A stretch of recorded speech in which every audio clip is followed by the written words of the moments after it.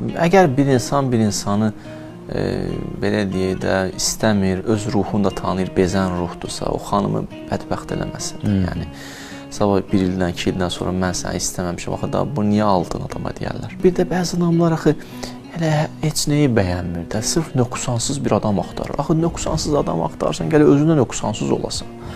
Məgər nöqsansız tam kim axtarıb tapacaqsan ki? Yəni o nöqsanları ilə sev, onun gözəl xüsusiyyətlərini onu tanı.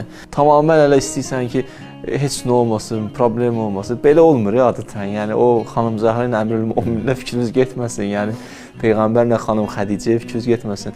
Evdə xanımda bir ola bilər bir istədiyin bir xüsusiyyət olmasın. Ya səndə bir xüsusiyyət olar ki, xanımda onun acığı gəlsin. Amma bunlar bu ziddiyyətlərin içində bir təkamül yaranır. İnsan ruhu böyüyür. Bizim bəzilərimizin fikri budur ki, tam mən istəyən kimi olanda yaxşı olacaq da. Bu da iş deyil. Biz Allah istəyən kimi gələk həyatımızı quraq. Allah istəyən kimi